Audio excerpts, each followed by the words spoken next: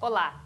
O Brasil bateu um novo recorde de mortes por coronavírus, superando 4.000 pessoas mortas oficialmente em 24 horas. Somente os Estados Unidos e o Peru haviam chegado a esta triste marca. 7 de abril é Dia Mundial da Saúde e hoje no programa falaremos com o médico Augusto César sobre a negligência do governo Bolsonaro com a saúde da população camponesa. Nossa reportagem ainda denuncia a transfobia do Estado, que resulta num apagão de dados sobre infecções e mortes por coronavírus entre a população trans. Eu sou Pamela Oliveira e o Central do Brasil está começando. Central do Brasil. Mesmo com 337 mil mortos, o governo Bolsonaro age lentamente para impedir o alastramento do coronavírus. No Senado Federal, são mais de 600 projetos de lei de enfrentamento à Covid estacionados. Muitos que poderiam evitar a escalada da crise sanitária e esse ultrajante índice de mortes pela doença. A reportagem de Naya Tawani traz mais informações. Nacional. Os efeitos da pandemia no Brasil são sentidos nos setores mais vulneráveis da sociedade.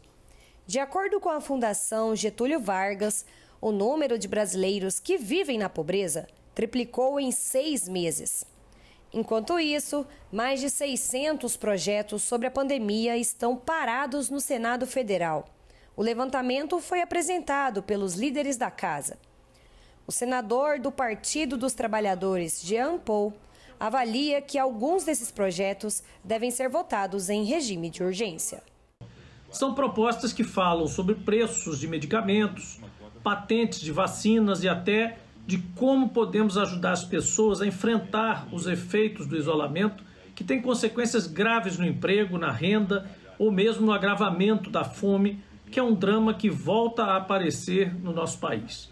Nosso foco agora é revisar todos esses projetos. Além dos projetos que tratam de forma direta o enfrentamento da Covid, há muitos textos que estão pendentes de deliberação que apontam políticas públicas para os efeitos sociais da crise sanitária, como o PL 3.421, que propõe uma renda básica permanente para pessoas em situação de vulnerabilidade social, e o projeto 213, que garante um benefício de R$ 800 por criança na primeira infância.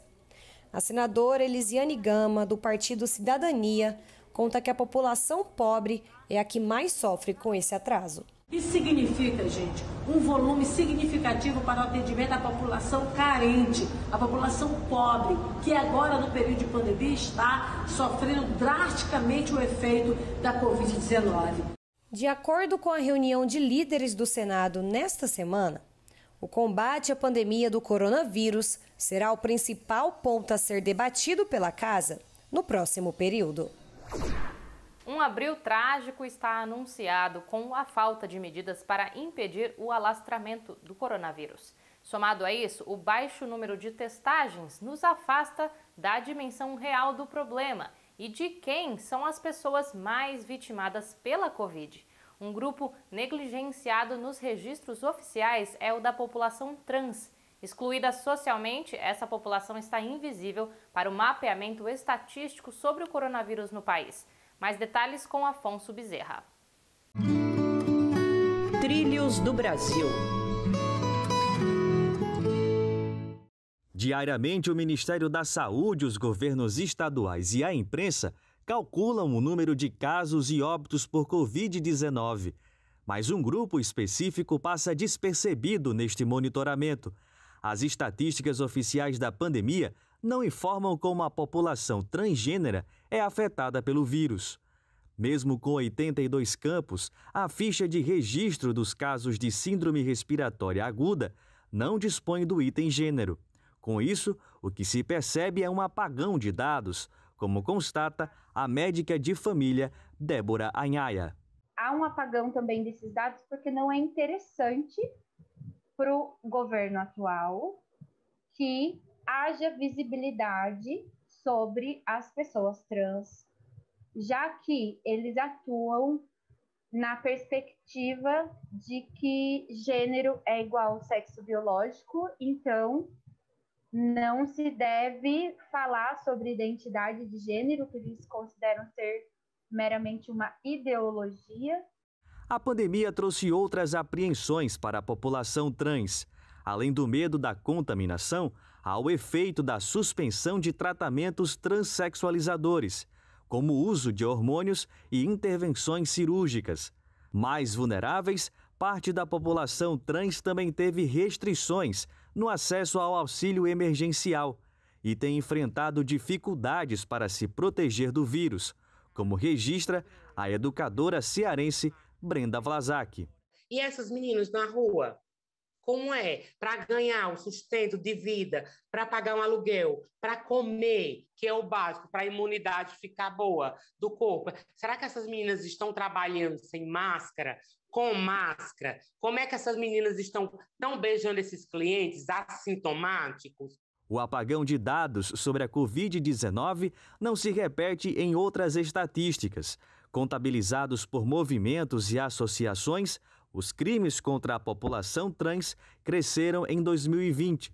Ao menos 175 pessoas trans foram assassinadas no Brasil.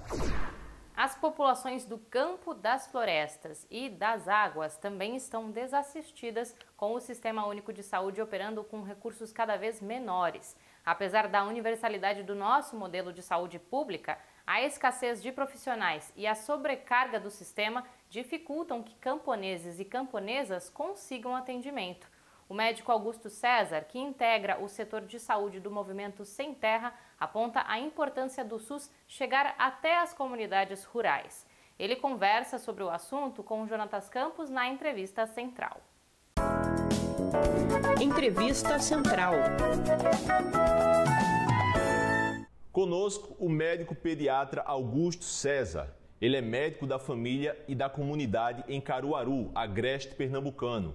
Também está na luta contra a Covid-19, atendendo crianças infectadas pela doença. Ele vai conversar sobre isso conosco e outros assuntos. Doutor Augusto, muito obrigado pela sua disponibilidade. Fico feliz em poder estar aqui para a gente conversar um pouquinho sobre a situação de saúde do país. O Congresso aprovou um projeto de lei apelidado de PL do Fura-Fila, que permite que empresas comprem vacina disputando as vacinas com o SUS.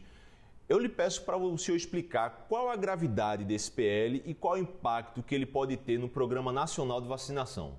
O PNI, que é o Programa Nacional de Imunização, que ele é um programa respeitado no mundo inteiro, ele tem a ver justamente com a centralização e distribuição para toda a população de um conjunto de vacinas básicas para a proteção de todos nós.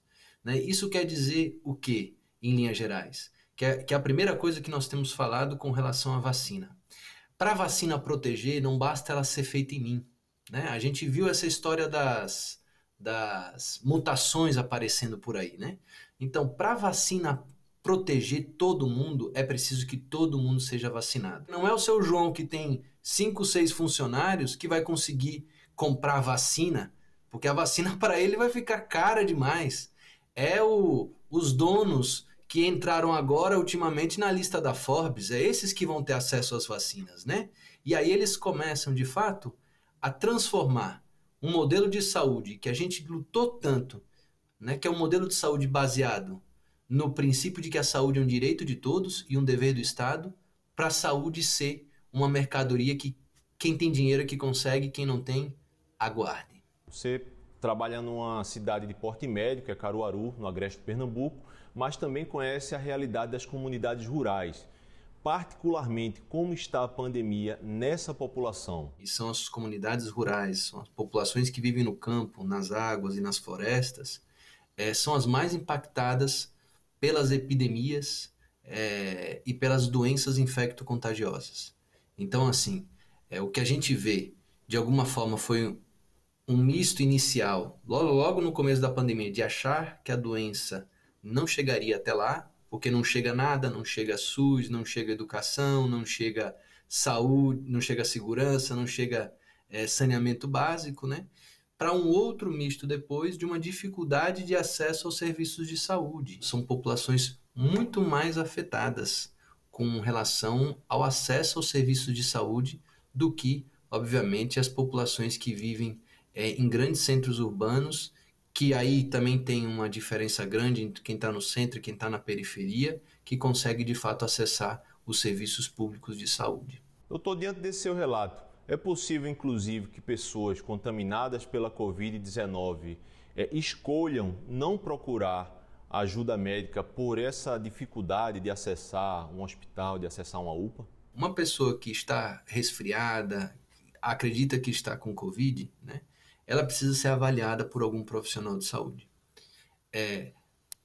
Colocar que essa pessoa só tem que ser avaliada em uma UPA ou em um hospital, você empurra muita gente, você aglomera a gente em um único serviço. Então, essa pessoa ela pode ser vista na atenção primária em saúde, porque a atenção primária consegue identificar quais são os casos graves, quais são os casos em que de fato precisa manejo hospitalar e quais casos não. Agora, as pessoas nos territórios têm medo de ir para os serviços de saúde, e o que a gente tem visto é que quando chegam em condições mais graves ainda, seja num pronto atendimento, seja na atenção básica ou mesmo nos hospitais.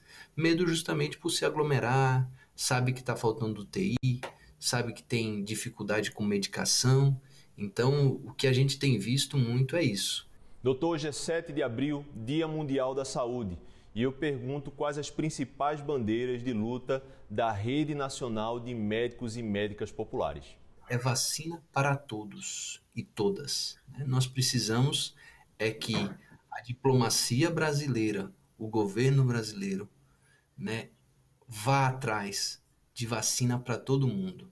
Porque nesse ritmo de aquisição das vacinas, nós teremos dificuldade de terminar a vacinação do grupo prioritário até o final do ano. O segundo elemento, além da vacinação para todas e todos, é a questão do fortalecimento do SUS. Nós precisamos o SUS hoje, esse ano, está recebendo menos dinheiro do que ano passado.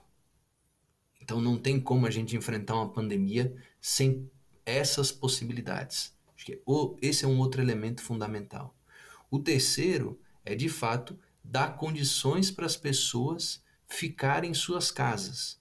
Então, o auxílio emergencial, uma política que não permita aumento do gás de cozinha, por exemplo, que não permita o aumento da cesta básica de alimentos, é fundamental nesse momento para que as pessoas fiquem em casa, a gente tenha uma diminuição da circulação e isso, de fato, diminua o número de pessoas contaminadas e possivelmente depois de algum tempo o número de óbitos. Não tem como enfrentar a pandemia se nós temos no Executivo Nacional pessoas que desdenham do cuidado à saúde, incentivam aglomerações e incentivam um tratamento ineficaz e, além disso, não responsabilizam as pessoas que estão prescrevendo esses medicamentos ineficazes.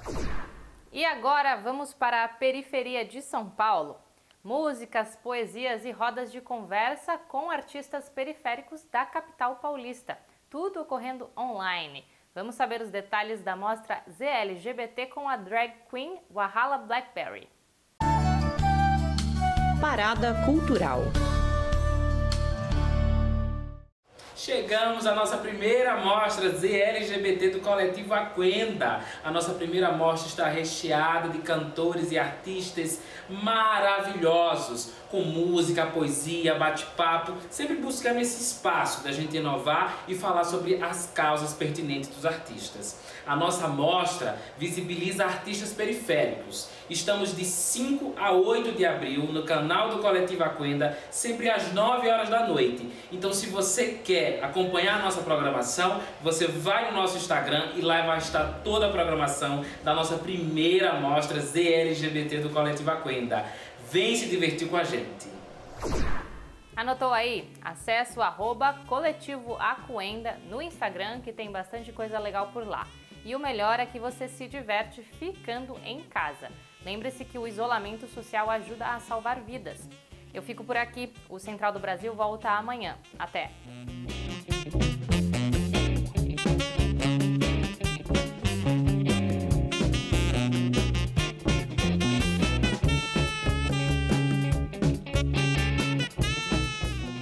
Central do Brasil, a rede de comunicação dos movimentos populares.